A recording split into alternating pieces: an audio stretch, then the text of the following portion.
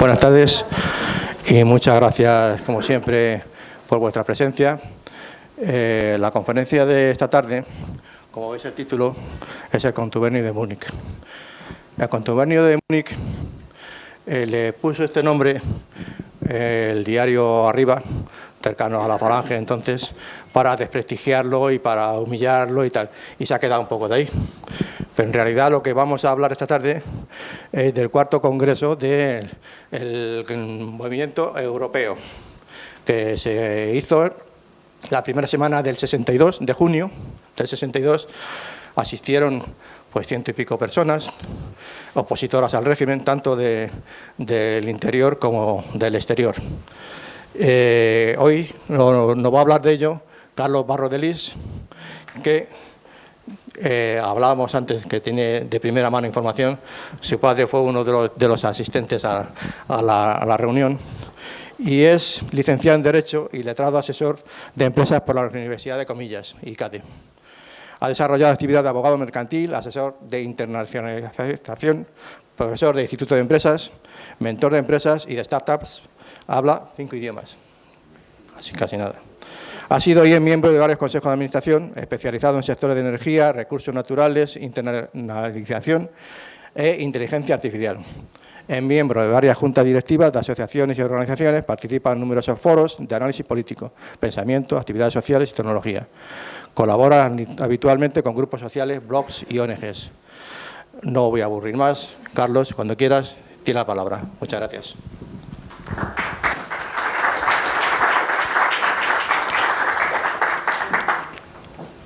Buenas tardes. Muchas gracias por la invitación a hablar del Contubernio de Múnich. A hablar un rato, a reflexionar, a pensar sobre el Contubernio de Múnich, que es, como decía Eloy, el nombre que de forma peyorativa dieron los medios del régimen de Franco a la reunión que en la ciudad de Múnich tuvieron un grupo numeroso de españoles, opositores democráticos al régimen, tanto del interior como del exilio, bajo el amparo o los días previos a la celebración del cuarto congreso del movimiento europeo en aquella ciudad, junio de 1962. Es un hecho clave en la historia de España. Es un hecho del que podemos tener lecciones muy importantes, tanto para la sociedad actual, ya la tuvimos anteriormente, pero podemos seguir teniendo lecciones actualmente y en el futuro, tanto para la sociedad española como para otras sociedades. Es un hecho en parte desconocido, bastante desconocido. Uno cuando lo conoce y está ahí metido en el fregado piensa que todo el mundo sabe hablar de él, y la realidad es que pocos lo han oído hablar de él y menos lo conocen. Es admirable, es clave en la historia y yo creo que es un hecho del que estar muy orgullosos.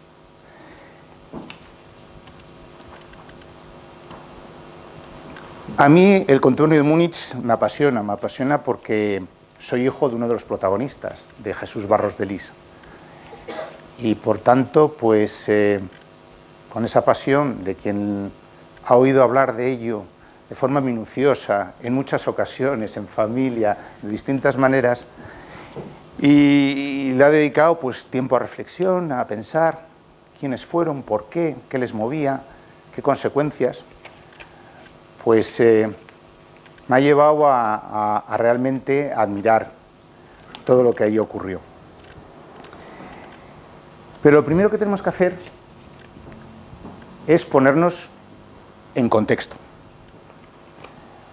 Porque de nada nos sirve mirar ahora con nuestros ojos los hechos que ocurrieron en 1962, 50 años.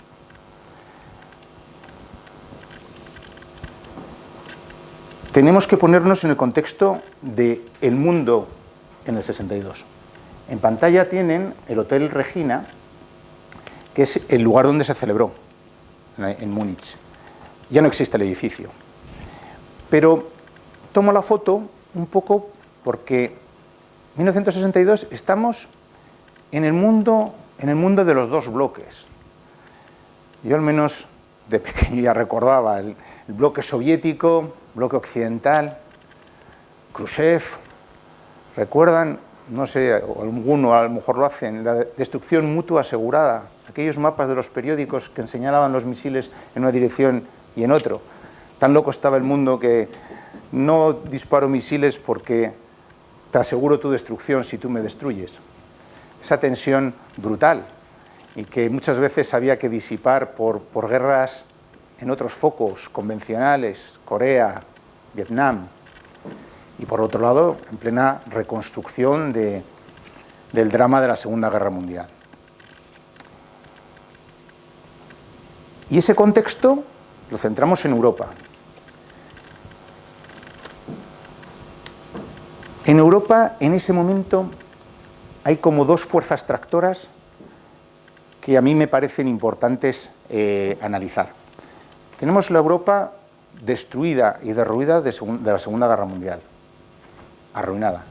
Y de ahí salen como la reconstrucción económica de las ruinas reales, de las piedras sobre el suelo de Europa que había que realizar.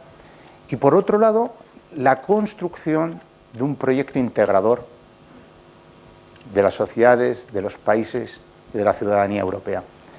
Son dos procesos paralelos, simultáneos y que se entrecruzan y que hay que analizar a la vez porque es la referencia del contexto. Y no me estoy yendo del contubernio de Múnich, porque sin entender esto tampoco lo vamos a entender.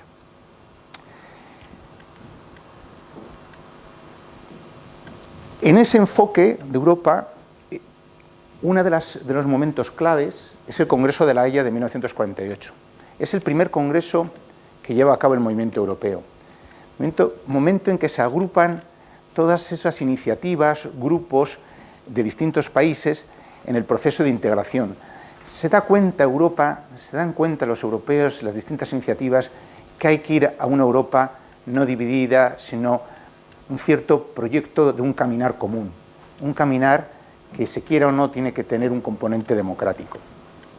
Está bajo la presidencia de Winston Churchill, participan muchos políticos, muchos proyectos, y es un congreso clave porque de ahí sale lo que luego será el Consejo de Europa, esa asamblea que no es elegida democráticamente, pero de miembros de los distintos países, y que de ahí nace el Convenio Europeo de Derechos Humanos, el Tribunal de Estrasburgo de Derechos Humanos. Es decir, que es un punto central en el proyecto común europeo. Les pongo a Robert Schuman. Robert Schuman es uno de los grandes arquitectos de Europa. Ministro de Exteriores francés, también fue, periodos más cortos, presidente de gobierno, de la zona de Alsacia, germanoparlante. Él había vivido en esa zona fronteriza de Alemania con Francia, conocía muy bien en Alsacia toda esa problemática. Y en esa zona, y no muy lejos, son los que han sufrido pues, la guerra de 1870, Primera Guerra Mundial, Segunda Guerra Mundial, donde el carbón y el acero son elementos estratégicos. Y en este momento, años 50, el carbón y el acero es elemento estratégico para la reconstrucción real de las obras civiles y de Europa, pero también es un componente estratégico para la industria de armamento. Y la cuenca del Ruhr y del Saar son dos cuencas mineras imprescindibles en ese prisma. Y vean que esto hay que ponerlo bajo una autoridad común, un marco común en el que no se esté disputando por alemanes y franceses y resto de europeos la cuestión del carbón y del acero. El 9 de mayo de 1950 hace la declaración, la famosa declaración Schuman, que en el fondo es: vamos a poner en común, que luego se llamaría la Comunidad Europea del Carbón y del Acero, bajo una autoridad, alta autoridad, que son pequeños pasos juntos para ir fomentando la solidaridad en el proyecto europeo. Se está juntando, si se fijan, todo lo que es reconstrucción económica con proyecto europeo.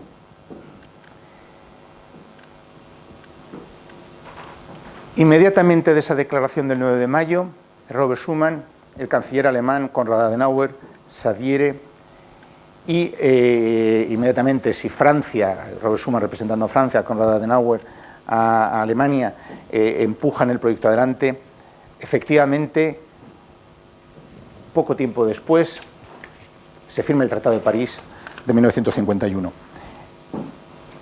En él 6 países firman la fundación de la Comunidad Europea del Carbón y del Acero.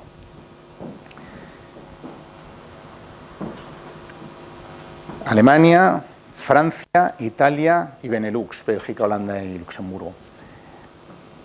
Un gran historiador, Tony Judt, que tiene una de las mejores historias de la posguerra, libro que por cierto me regaló un conferenciante de aquí, Carlos Enrile, que creo que les habló de tecnología de Internet y demás, un analista profundo, señalaba que no era casualidad que los ministros que firmaron en nombre de los 6 países fueran demócratas cristianos, porque esa cosmovisión común, esos ideales comunes, les sintonizaban y les resultaba más fácil el superar las barreras de Unión Europea, de proyecto común que se iban a encontrar. Se designa a Jean Monnet presidente de la alta autoridad de la Comunidad Europea del Carbón y del Acero. Y Jean Monnet también es una de las personas consideradas fundadores del proyecto europeo. Alcide De Gasperi, primer presidente del gobierno italiano, de la zona también germanoparlante de Italia,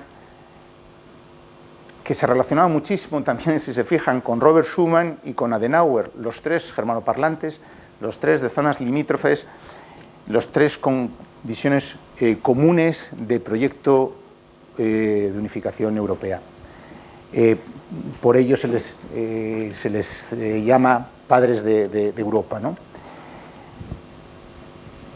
Ese proceso, en lo económico, ya había recogido también todo lo que es el plan Marshall, de toda la ayuda económica, de reconstrucción. Se fijan, la reconstrucción económica va paralela y entrecruzándose con el proyecto de unificación. Y en cierto modo acaba, o el punto culminante, no acaba ni mucho menos, pero el punto culminante es el Tratado de Roma del 57, de fundación de la Comunidad Económica Europea. Es proyecto europeo, reconstrucción, que desembocará en la década de los 60, esos, llamémosles, alegres 60, donde la economía mundial, europea, ha despegado, pasa página un poco del momento de reconstrucción y hay una alegría, en cierto sentido, económica, que se ve reflejada en el famoso baby boom, ¿no?, del 60. Pero cambiemos también ahora el foco de cómo está Europa en ese momento. No nos olvidemos que el Contubernio de Múnich está bajo el paraguas del 4º Congreso del Movimiento Europeo, ese movimiento europeo que es centralizador de todas las corrientes de una Europa en común, ¿no? Que sigue existiendo ahora. El presidente actual es un buen amigo, Francisco Aldecoa, Movimiento Europeo del Consejo Federal Español, me refiero. Pero si ponemos el foco, ¿y España? En España, ¿qué nos encontramos? 1962, mirando por detrás, también tenemos baby boom, años 60, tal. Anteriormente hemos tenido, ¿qué? También hemos tenido la posguerra, no de la Segunda Guerra Mundial, sino de la Guerra Civil, del desastre de la Guerra Civil. Hemos tenido un periodo de autarquía, plan de estabilización, también un cierto apoyo Marshall, también hay un periodo de reconstrucción que desemboca también económicamente en los años 60, ¿no? Y políticamente, todos conocemos que está el régimen de Franco. Y de oposición, está la oposición exterior, en el exilio, fundamentalmente socialistas, republicanos, nacionalistas vascos, también catalanes, México, Francia fundamentalmente. Y en el interior,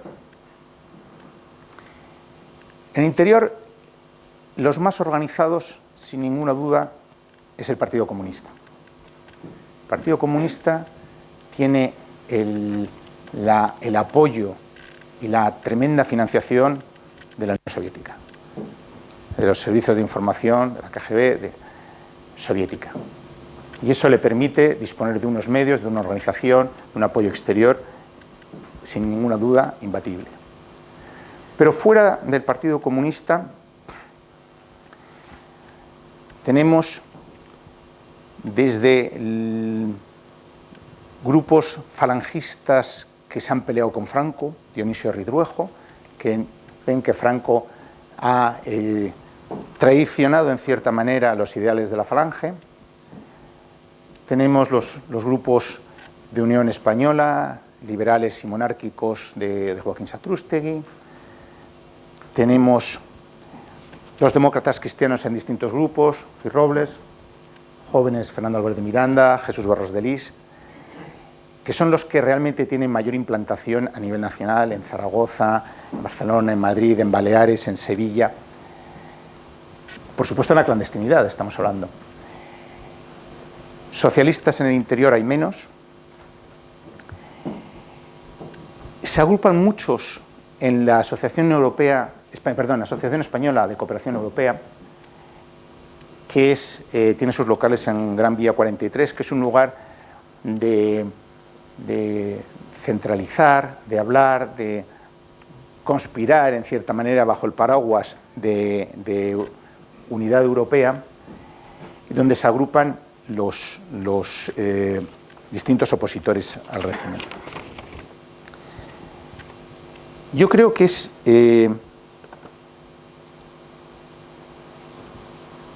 importante darse cuenta que dentro de ese grupo, y esto es una reflexión que yo no he leído, pero que es de sentido común, es pura demografía, hace 23 años que ha terminado la Guerra Civil. En el exilio tenemos un grupo de personas que están exiliadas desde hace por lo menos 23 años. En el interior tenemos un grupo que sí había hecho política de la manera que fuera en la República, que, por así decirlo, era adulta durante la Guerra Civil. Pero tenemos un grupo muy numeroso de jóvenes que a lo mejor sí habían nacido, pero no habían participado en la política de la República, durante la República. Sí habían vivido la guerra como niños, pero su experiencia vital en política es postguerra civil. Claro, fíjense que esos 23 años pasan para todos, para jóvenes que se van madurando políticamente en una oposición y en un régimen determinado y que no han vivido lo que otros.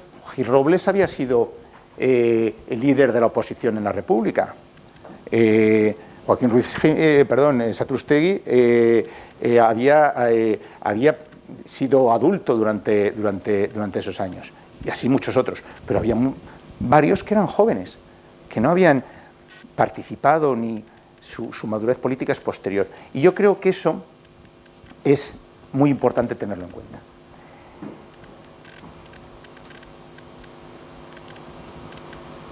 Y en ese momento, dos personas y dos figuras, vamos a ver, estas circunstancias cuestiones como la convocatoria a Múnich, a la reunión de Múnich, no surgen probablemente por la idea de dos personas, pero sí hay que centrar dos personas que realmente son motores indispensables de lo que fue Múnich, de la reunión y de la convocatoria. ¿Se llega a ver desde lejos? Salvador de Madariaga,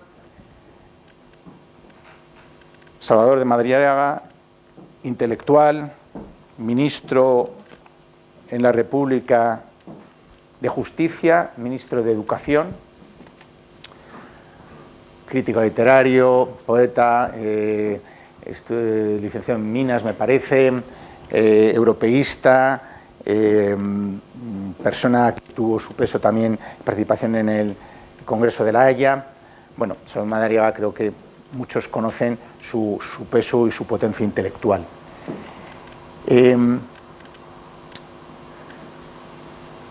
Él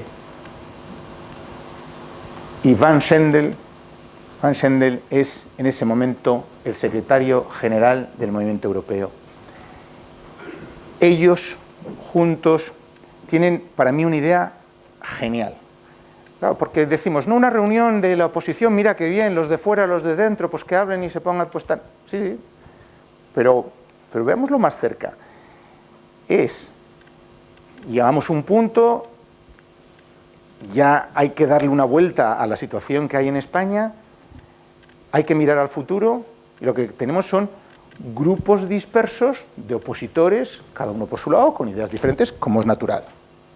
No todos piensan igual. Pero hay que juntarles, hay que se vean las caras, que se pongan nombres, que se hablen, que se pregunten, que se sientan. Muchos tienen heridas, sentimientos encontrados. Es imprescindible que reunirles y hacerles primero ver que son personas que muchos sí se conocían porque habían participado juntos en lados opuestos, a lo mejor en la política de la República, pero muchos eran jóvenes que no conocían a nadie. Eso es una trascendencia clave. Y eso es lo que consiguen con su idea los dos. Pongo aquí una de las frases célebres, es: aquí estamos todos menos los totalitarios de ambos bandos. Les convocan la carta de convocatorias del movimiento europeo, por tanto lo hace Van Schendel,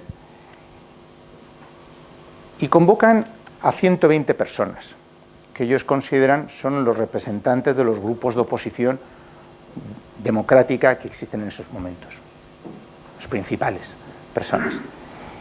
Y ahí hay 40 del exilio y 80 del interior.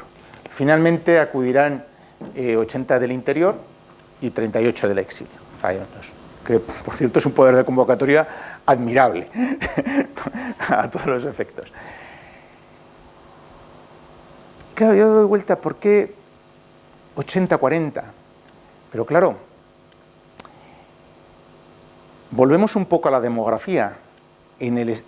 Hay dos razones de peso para que el exilio tenga mayor ponderancia, ¿no?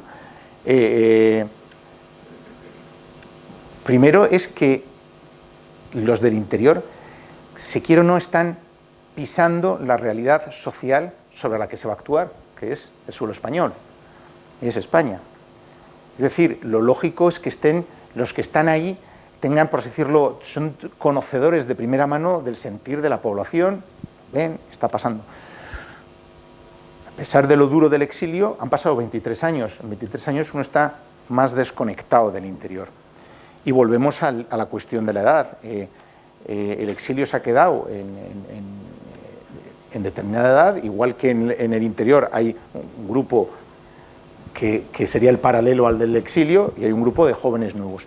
Luego Van Schendel pone hincapié en que sea el doble del interior, y eso tiene bastante trascendencia. No hace falta que lo lean, pero creo que poner la lista de los participantes, bueno, es una forma de rendirles tributo. ¿Quiénes están? Pues están desde Dionisio Ridruejo y su grupo, que ha evolucionado y que son los que han tenido más problemas con Franco, bueno, no más problemas, pero han tenido problemas siendo falangistas, exfalangistas.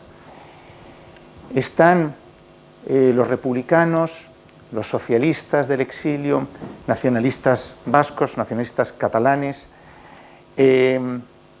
nacionalistas vascos como Manuel Irujo,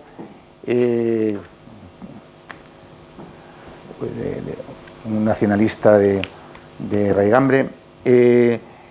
Nacionalistas vascos también hay del interior, están los liberales y monárquicos como Joaquín Satrústegui, están demócratas cristianos de distintas tendencias,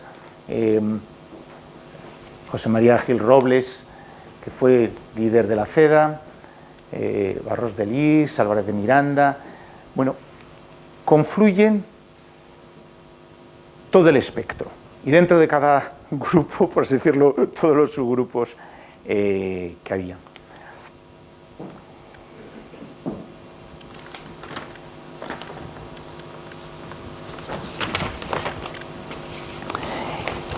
Y llegan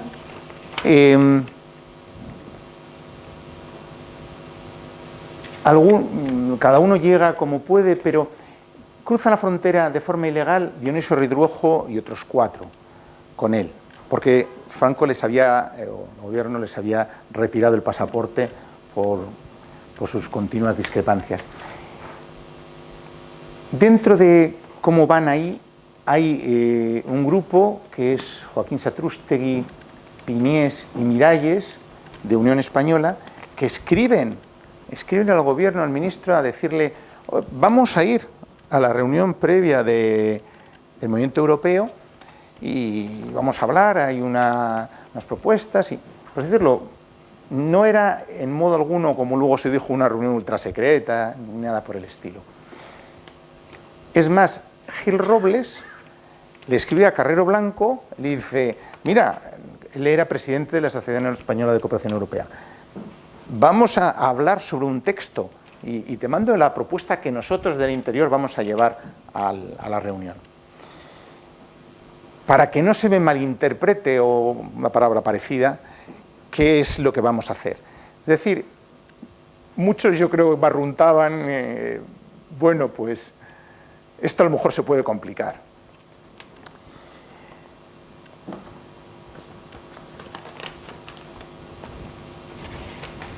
Estas 118 personas llegan conociendo muy bien lo que era Europa.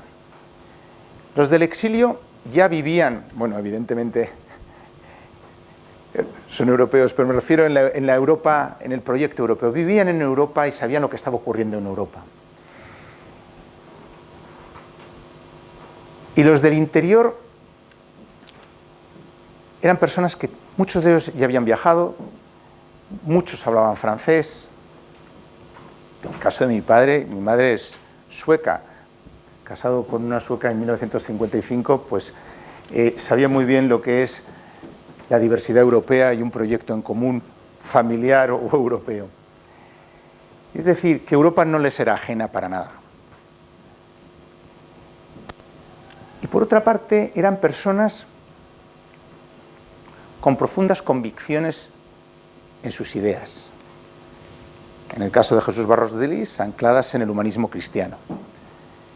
Y esa convicción que tenían en sus ideas es lo que les permitía, pues, el sacrificio personal, familiar, profesional, económico, sin ninguna duda, y a la postre, y en muchos casos, la libertad, el sacrificio de la libertad.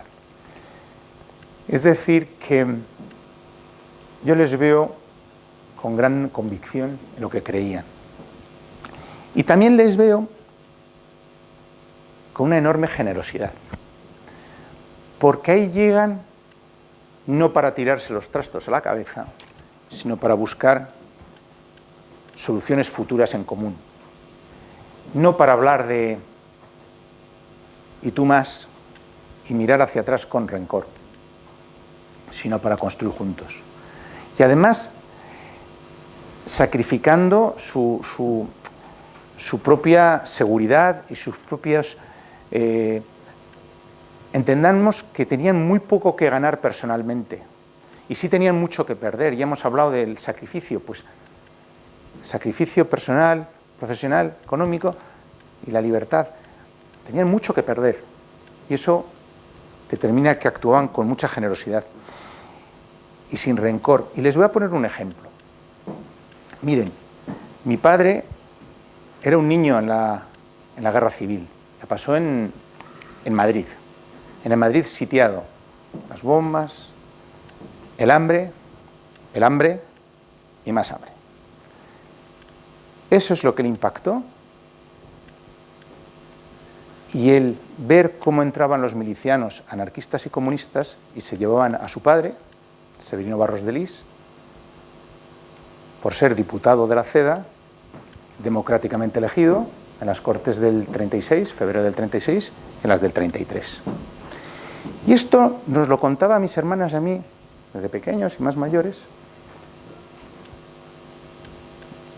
contando las cosas como son, contando la vejación de la libertad por unos de su padre, mi abuelo Severino Barros de Lis, y la vejación de la libertad suya por los otros,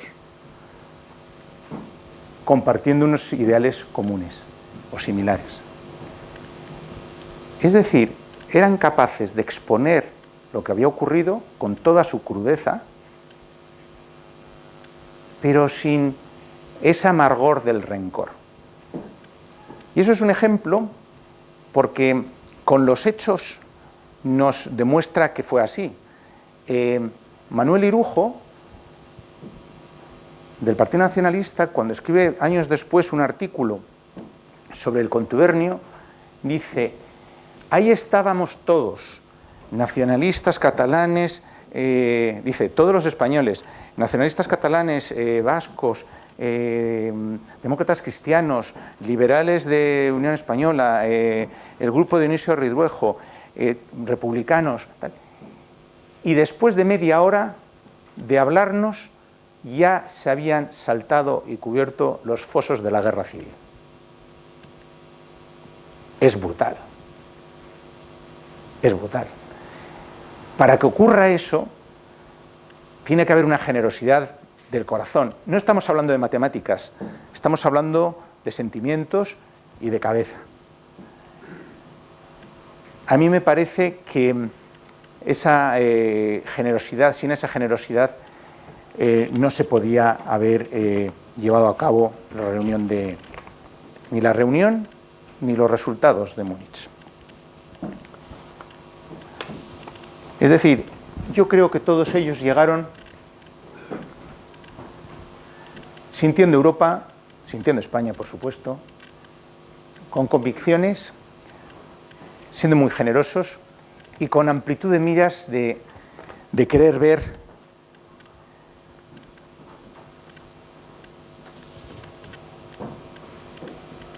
un nuevo futuro para España.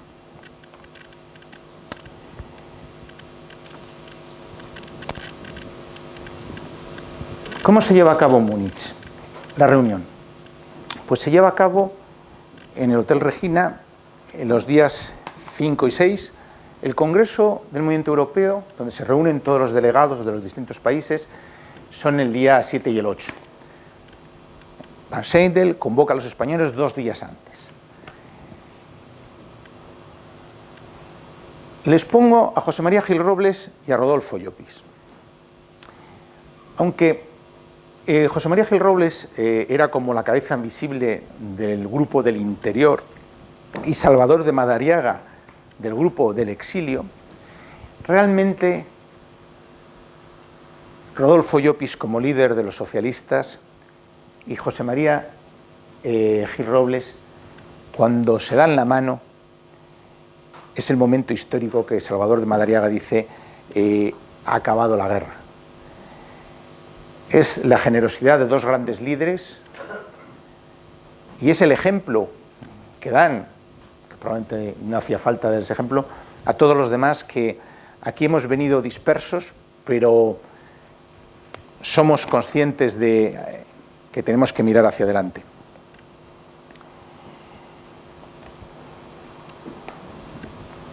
Se reúnen en varias comisiones porque, aparte de hablarse, como decía aquel texto de que en media hora se habían, pues, bajo los techos del Hotel Regina, se conocen, se hablan, se interpelan, se preguntan. Y aunque hay un objetivo que es hacer una declaración conjunta, que se hace, yo no sé si con el tiempo la declaración conjunta es importante, bueno, pues porque marca, es algo visible, es algo tangible, ¿no? Pero al final, el que muchas personas se sientan y vean, oye, que estamos en el mismo barco, que vamos caminando en una dirección, es aún más importante, y que los demás perciban que todos esos españoles lo han hecho y han sido capaces. Pero efectivamente se reúnen los del interior, hay comisión A y B, los del interior y los del exterior, para discutir un poco la declaración, luego se las intercambian. En principio están muy de acuerdo, solamente hay ciertas discrepancias. Bueno, la declaración final, en la que se obvia la discrepancia mayor, que es la forma de Estado, son 5 puntos, que son la instauración de instituciones democráticas, reconocimiento de los derechos del hombre, la libertad personal y de expresión, reconocimiento de comunidades naturales, ahí hubo un poco de discusión porque se querían comunidades regionales, el ejercicio de las libertades sindicales, de los trabajadores, huelga, y la posibilidad de formar asociaciones opositoras al régimen y de partidos políticos. Nos parecen cuestiones bastante comprensibles y a años vista incluso obvias.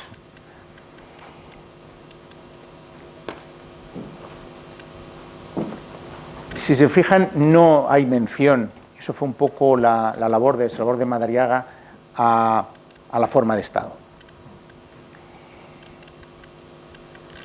Y es más, parece que al final, la redacción final, estaban todos tan de acuerdo que el texto final era un poco el presentado por el interior, por decirlo, del grupo del interior, aunque se dice que entre un grupo y otro pues confluían y se cambiaban, y lógicamente para ir y conocerse y hablarse y cambiar y matizar.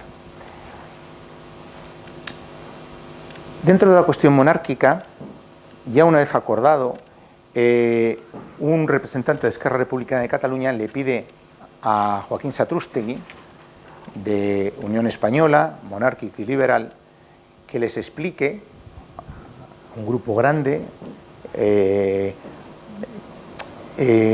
por qué considera que la monarquía es la forma de Estado necesaria para el cambio de régimen.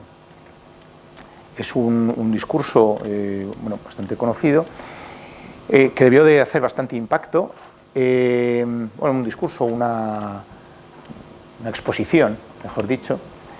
Tal es así que, consecuencia de la cual, Rodolfo Llopis manda mensaje a don Juan, diciéndole que, no de forma literal, pero básicamente, si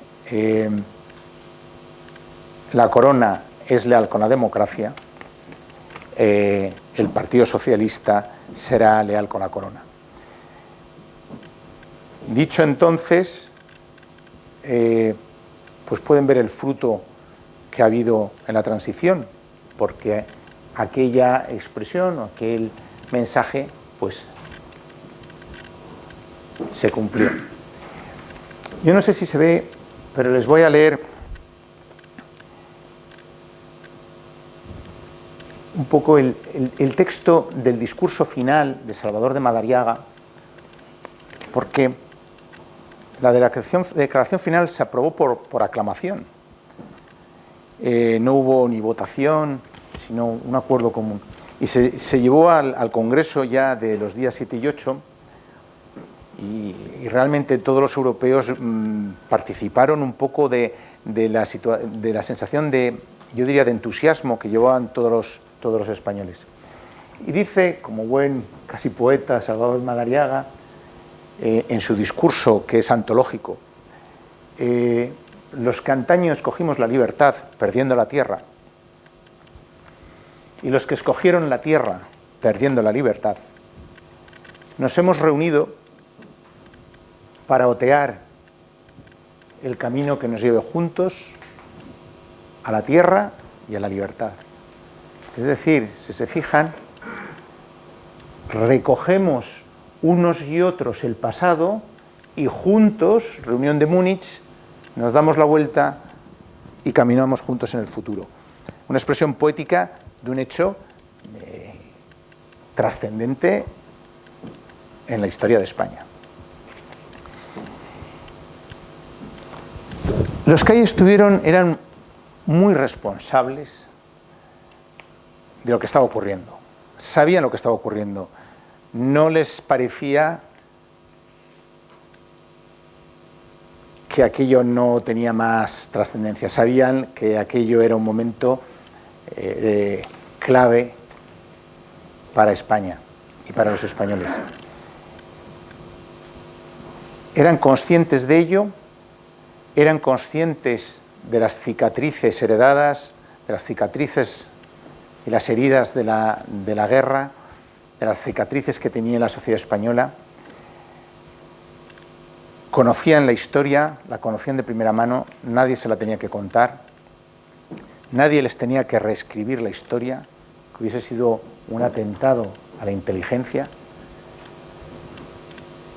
Y con esa responsabilidad recogieron juntos y eran responsables de buscar un camino conjunto en el futuro. Un camino conjunto hacia una nueva sociedad española, bajo democracia, muy conscientes que tenía que ser en esa Europa, que por eso les he puesto en contexto antes, porque, por supuesto que sin perder nuestra faceta atlántica de hispanidad, estamos en Europa, es en Europa donde estaban las soluciones, donde España tenía que participar, donde tenía que aportar, donde en aquel momento también tenía parte de solución, de que podía venir la solución a la situación que había en España.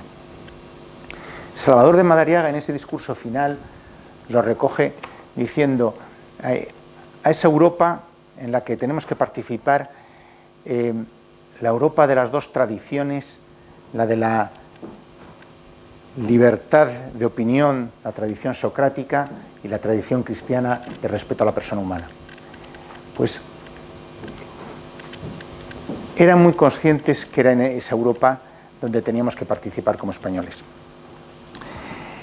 Cada uno con su bagaje, con sus ideales, con sus convicciones, pero mirando, creyendo en la libertad y mirando hacia adelante.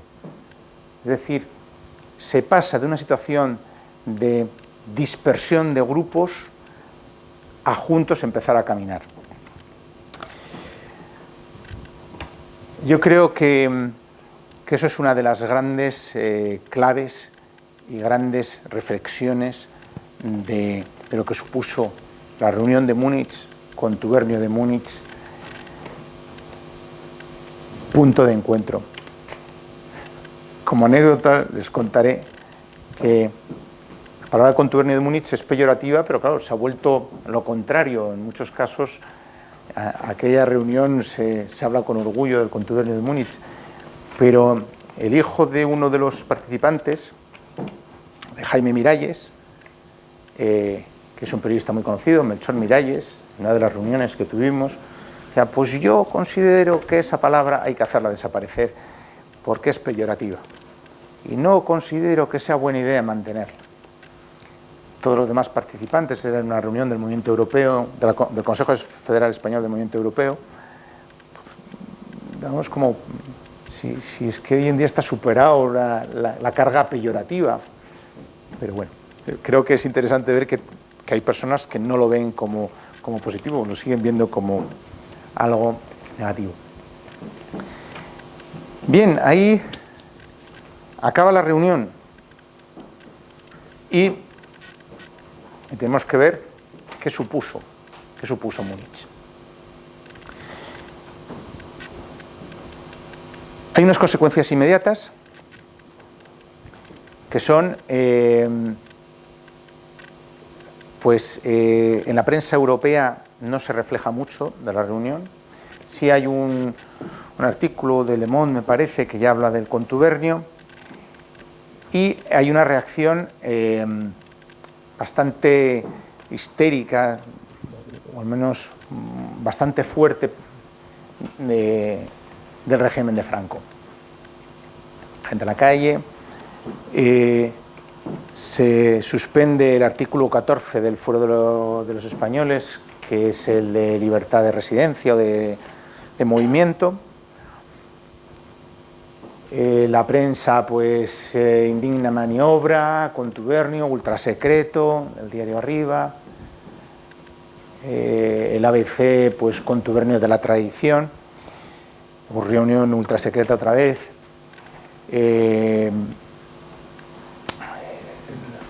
reunión en Valencia con manifestaciones.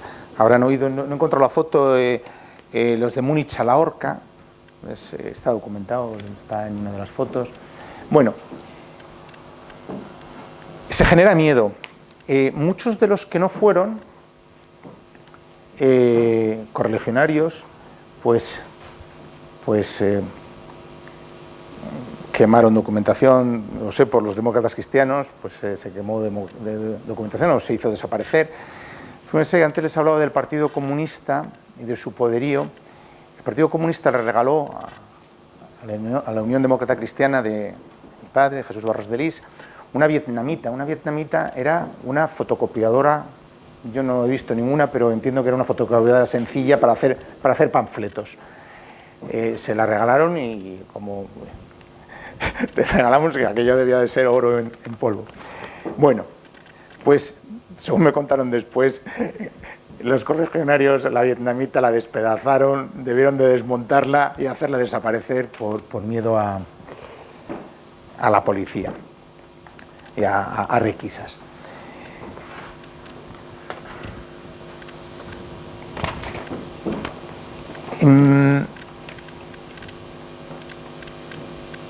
Los de Múnich, ¿cómo vuelven? Bueno, los exiliados, lógicamente, vuelven a sus lugares de origen. Hay un grupo que, viendo cómo empieza a estar la situación, un grupo que es el grupo de Dionisio Ridruejo, y otras personas como Fernando Baeza, Piniés, Prado Sarrarte, y Gil Robles, Carmelo Zembrero, demócrata cristiano, Gil Robles, se quedan en el exilio. Hay un grupo, todos ellos, que no vuelven. Algunos permanecen en el exilio 2 años, otros año y medio, y Dionisio Ridruejo también se queda en el exilio. De los que vuelven, como diría uno de los supervivientes en un Zoom en el que participé, Xavier Echeverría, nacionalista vasco, una excelente persona, decía, no, nosotros fuimos un grupo desde Oyarzum en coche, pasamos la frontera franco-española, luego la franco-alemana, estuvimos en la reunión y volvimos por el mismo camino, en el mismo coche, pues no sé si eran 4 o 3, y volvieron a Oyarzum, cuando fuese, él era de Oyarzum, entraron y salieron sin ningún problema. Que yo creo que quizá fue lo que le pasó a la mayoría. Es verdad que a algunos les retiraron el pasaporte. Porque claro, Dionisio Ridruejo y su grupo no tenían pasaporte y habían cruzado la frontera en la ida por Bou, de forma clandestina, pero no podían volver. Los demás con pasaporte volvieron, a algunos les retiraron el pasaporte, como a Carlos María Bru, que es otro de los supervivientes, que era un amigo, pero hubo 9 que fueron directamente llevados algunas horas, algunos a la Dirección General de la Policía en la Puerta del Sol, donde está ahora la Comunidad de Madrid. En los bajos me enseñaba mi padre, mira, ahí es donde nos detenía la policía cuando les iban a casa interrogar o demás. Les llevaron a Canarias, a 9 de ellos. A Fuerteventura, Álvarez de Miranda, Jaime Miralles, Barros de Lis, Satrústegui. Fernando, Jaime, Jesús y Joaquín. En Lanzarote, los Baleares, Félix Pons, Joan Casals. En Gomera, Alfonso Prieto Prieto. Y en Hierro, Íñigo Cabero y José Luis Ruiz Navarro. Si se fijan, a las islas más aisladas en aquel momento, recuerdo como me contaban que Fuerteventura, pues no había, en Puerto del Rosario no había mucho, había cierto mercado incluso de camellos. Y aquí está una de las fotos de los 4 de Fuerteventura. Esta es la foto icónica un poco del contubernio, porque del contubernio hay muy pocas fotos. No se debieron de hacer muchas fotos durante la reunión. Y de después, siempre que ha habido aniversarios estos, bueno, pues esta es la foto icónica de los 4 de Fuerteventura. A la izquierda está Jaime Miralles. El segundo por la izquierda es Joaquín Satrústegui. Jesús Barros de Lis, el segundo por la derecha. Y Fernando Álvarez de Miranda, el de la derecha.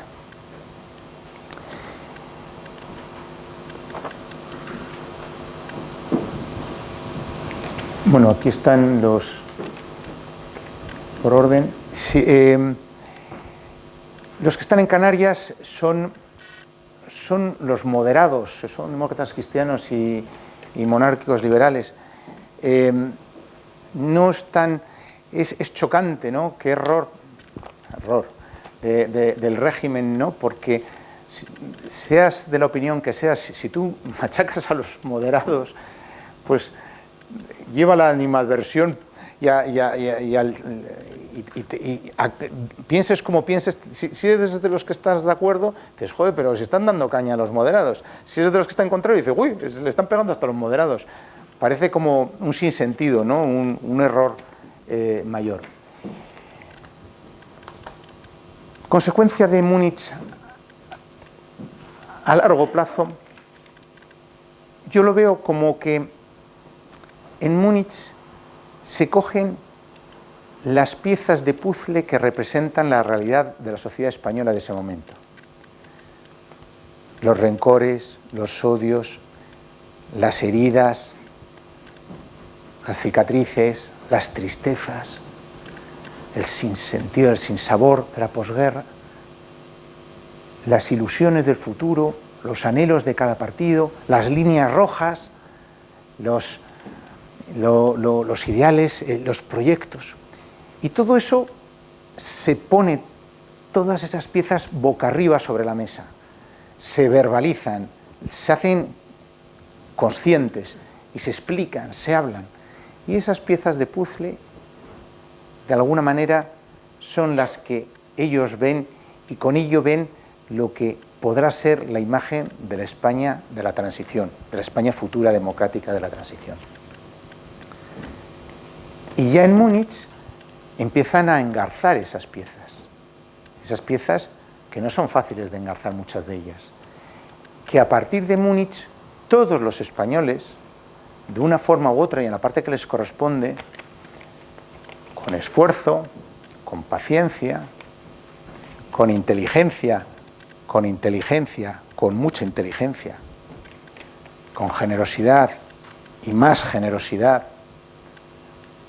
con esfuerzo, con tesón, con ilusión, se fue conformando ese puzzle que resultó en la imagen de la España que conocemos, la España de la transición.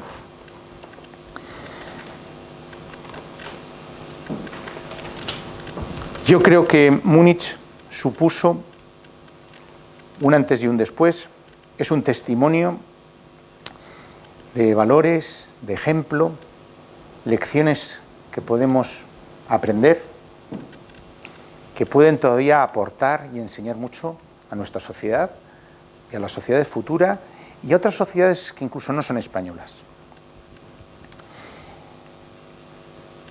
Yo me quedaría con unas claves para pensar o con unos momentos, unas cuestiones y lecciones en algunos casos. Primero, Múnich fue un punto pivotal, es decir, fue un antes y un después de la historia de España. La historia de España no se explica sin haber pasado por Múnich. Ahí se recoge la dispersión de la oposición y a partir de ahí se enfoca un proyecto, cada uno dentro de sus diferencias de opinión, en conjunto de futuro. Es una clave histórica. También a mí me llama la atención la formación de todos los que fueron. Muchos de ellos, casi todos, personas de gran formación, de gran cultura. Y realmente, dicen, ¿no es tan importante? Pues sí, porque para moverse en el mapa político de aquella época y de la transición hacía falta una buena brújula, y las brújulas, interpretarlas, requieren formación, y la tenían. También me llama la atención, como les he dicho, su generosidad. Tremenda generosidad para anteponer sus ideales, el bien común,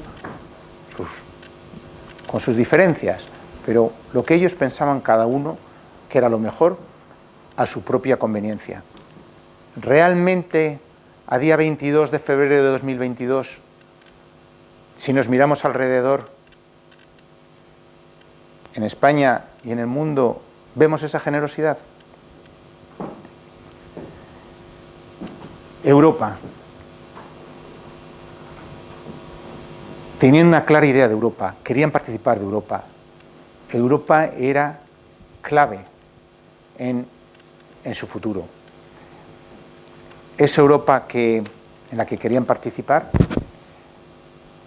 esa Europa, ese proyecto europeo común que les he explicado de aquel momento,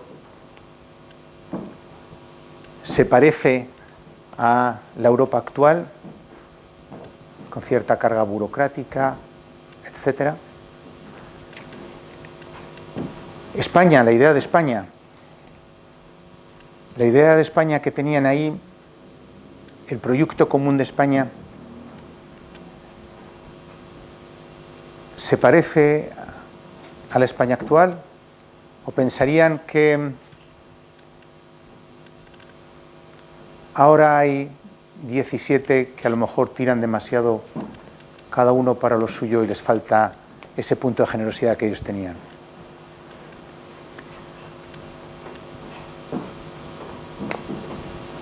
Hay una lección de Múnich que es que las grandes empresas son posibles. Son difíciles, pero hay que dar el primer paso. Son posibles. Salvador de Madariaga y Iván Schendel, cuando lo idearon, aquellos que acudieron, aquellos que dieron los primeros pasos, pensaron que era posible. Si no dan esos primeros pasos, pues probablemente la realidad hubiese sido otra. Y el éxito es temporal. Ese éxito que parece que tuvo la reunión de Múnich con una transición, no es un éxito dado, no es un éxito que necesariamente vaya a permanecer, sino que se puede romper en cualquier momento y que hay que regar para que se mantenga vivo. Tomemos esas lecciones, aprendamos de ellas, admirémonos de lo que ocurrió. Yo creo que nos podemos sentir muy orgullosos de lo que unos compatriotas nuestros supieron ver, supieron hacer y pusieron en marcha. Muchas gracias.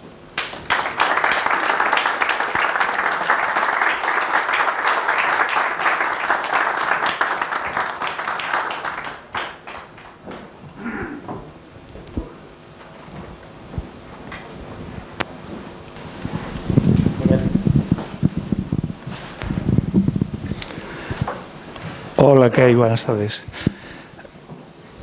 Oye, yo, entiendo tu posición, por tu forma de pensar, tu forma de vivir la vida, ser hijo de uno de los asistentes al contubernio, pero yo creo que el contubernio no es germen de tantas cosas como me ha parecido entender que decías.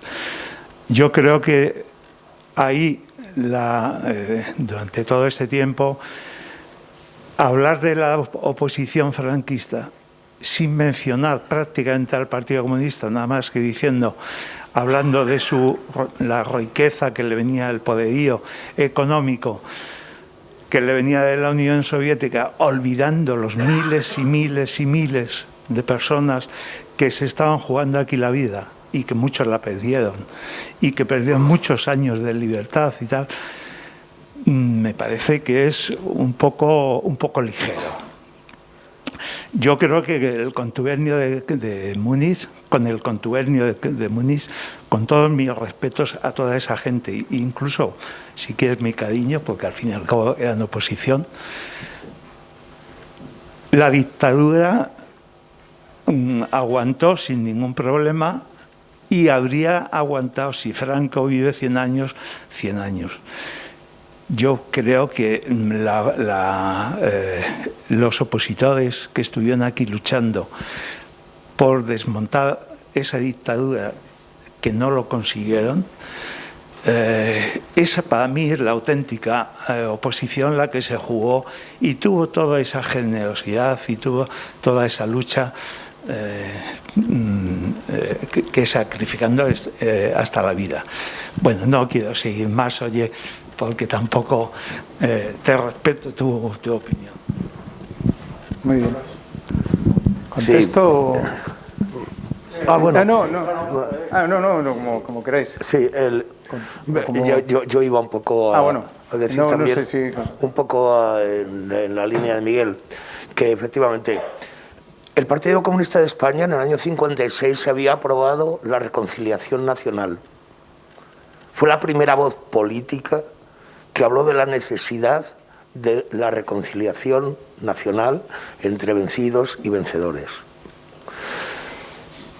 Me parece muy interesante, me parece que este llamado contubernio de Múnich fue una parte de la representativa de la sociedad española y más tarde más representativa todavía, con la que se necesitaba pactar.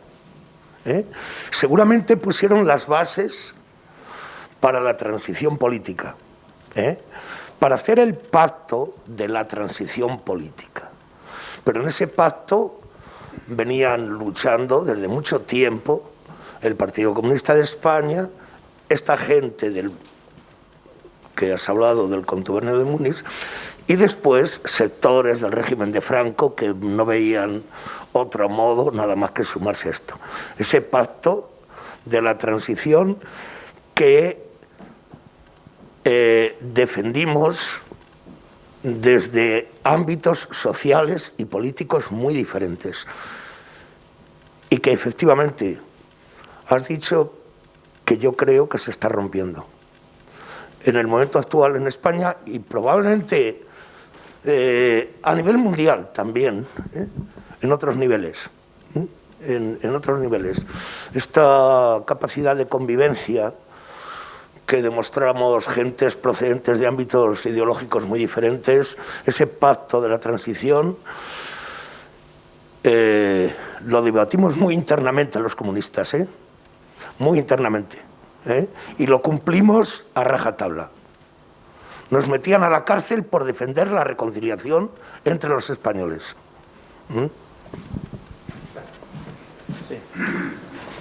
Bueno, yo tengo... Bueno, evidentemente no he venido a hablar del Partido Comunista ni del régimen. Yo creo que los extremos, sea cual fuere sus posturas diferentes dentro de cada uno de los extremos, porque tampoco los extremos pensaban todos dentro de ellos igual, también evolucionaron eran parte de la sociedad española que tuvo que formar el puzzle del que les he hablado, porque si se recuerdan, les he dicho, todos los españoles, todos eran la oposición democrática, que sí estaba representada aquí, y el sentir de los españoles, pero también participaron los comunistas y los del régimen. También participaron ellos, y eran imprescindibles todos.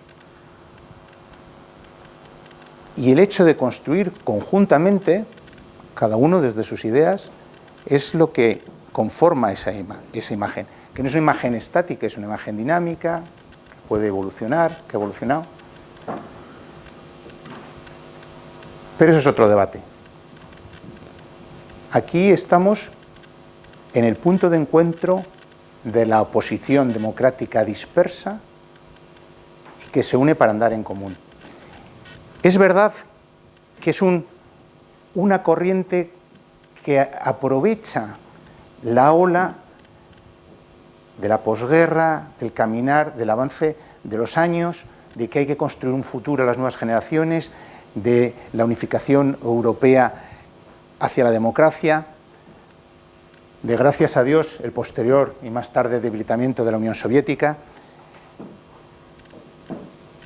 ¿Es una corriente que tarde o temprano hubiese ocurrido? Pues a lo mejor sí. Pero no estamos hablando de eso, estamos hablando de lo que ocurrió.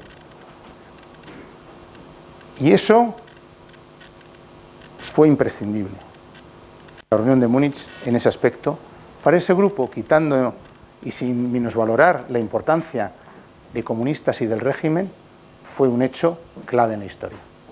Que hubo necesidad de muchos otros, por supuesto, no fue un hecho único, fue un cambio pivote. Pero muchas gracias. Uy, madre mía, cantidad de preguntas. Hacía falta con quién pactar.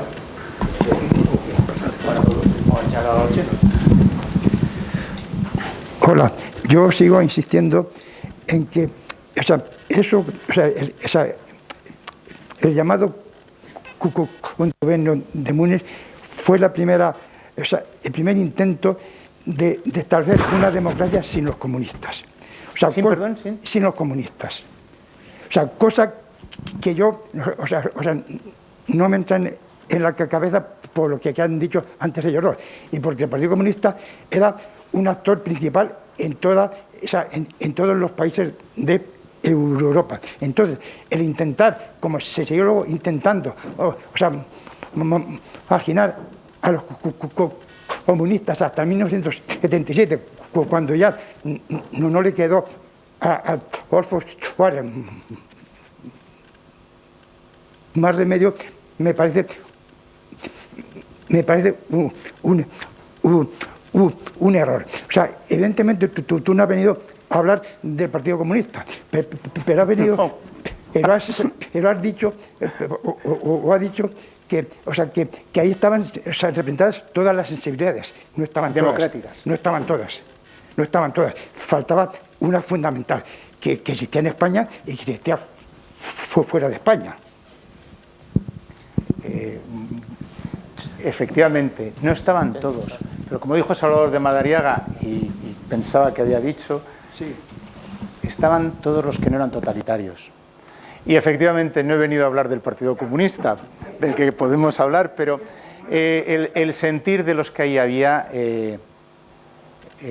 era un sentir de reconciliación y bueno, pues en muchos a lo mejor pensaron que tenía que haber, o algunos pensaron a lo mejor que tenía que haber participado el Partido Comunista, pero de hecho no participó porque era el acuerdo de la mayor parte. Y yo creo, opinión personal, que sin ninguna duda fue un acierto.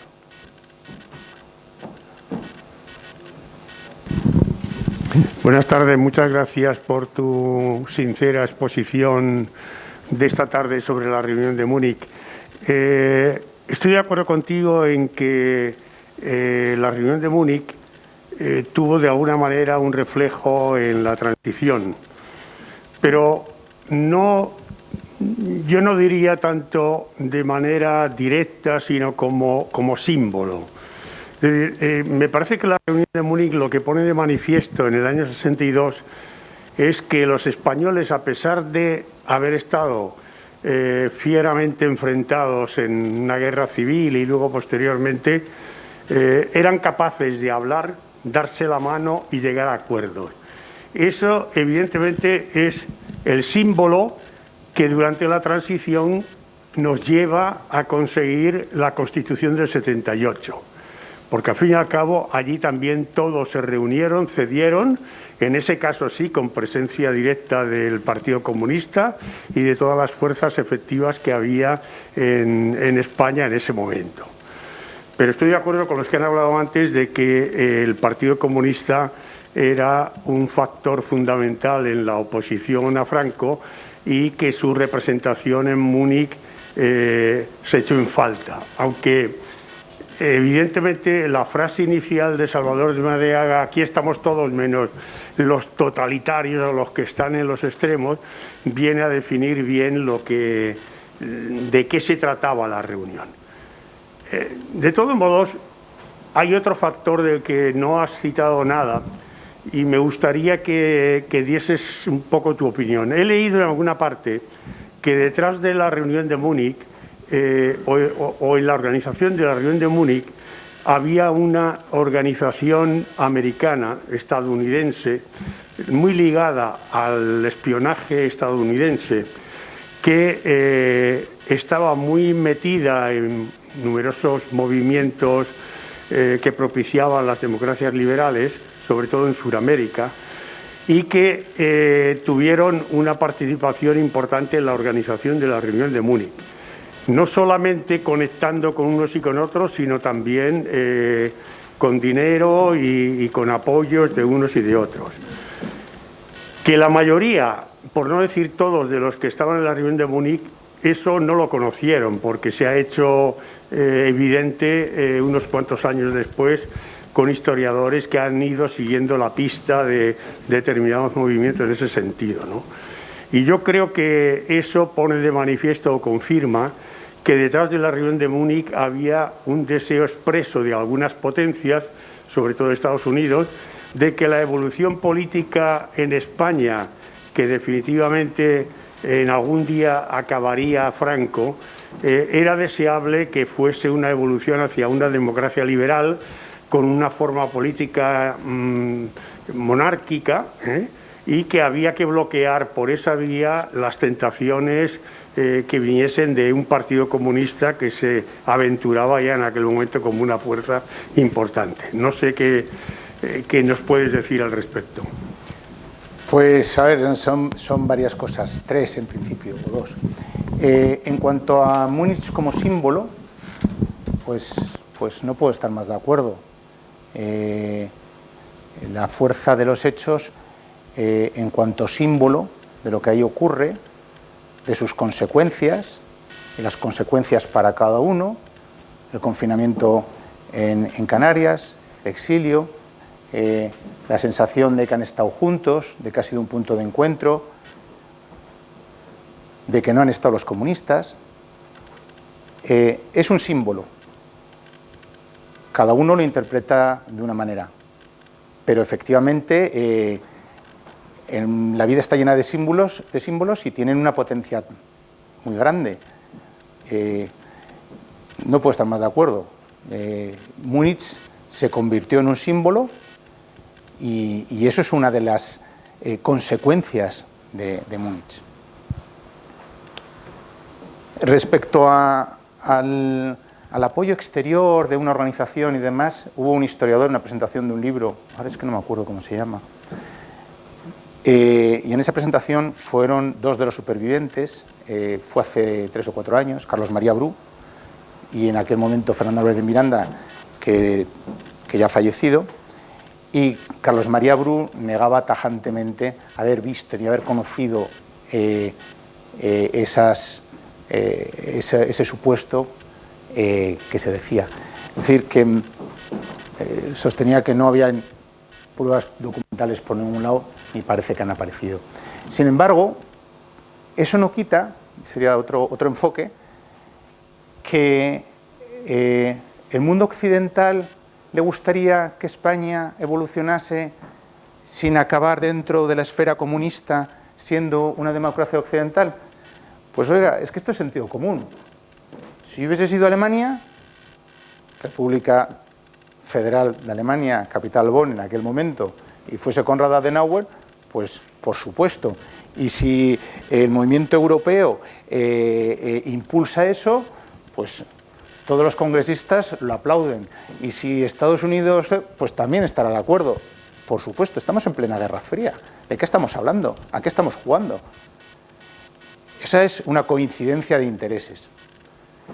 Pero díganle a Carmelo Zembrero, que se quedó en París, díganle a todos que tuvieron que hacer cuestaciones económicas, o a mi madre con 2 niñas pequeñas y lo mal que las putas que las pasó económicamente. Pues oiga, bueno, las consecuencias es lo que mejor te habla de los hechos, ¿no?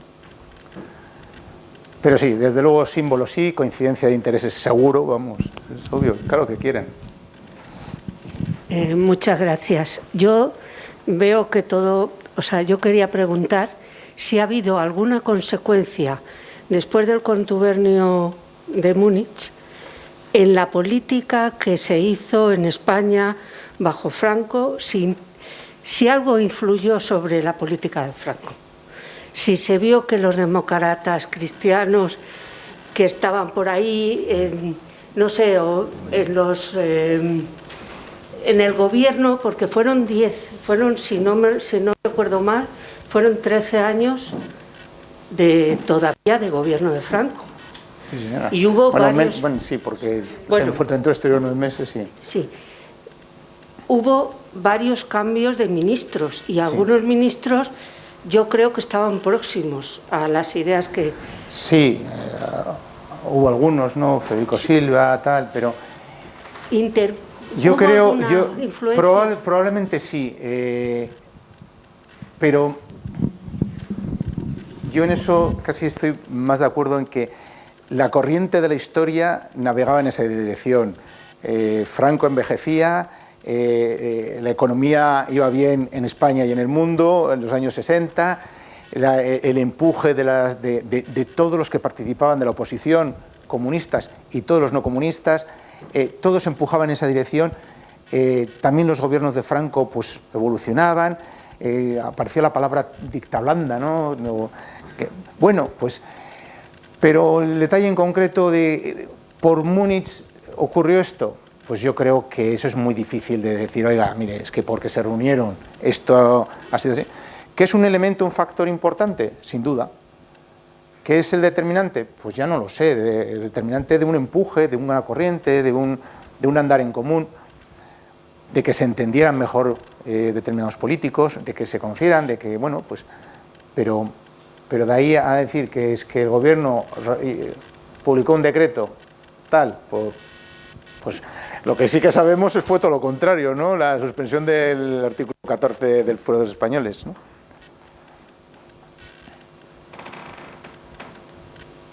Además, para mí se me ocurre nada más que una pequeña maldad al responder para eso. Es decir, eso fue en el 62 y en el 63 un tal Julián Grimau se cayó de la ventana de la Dirección General de Seguridad y luego lo fusilaron.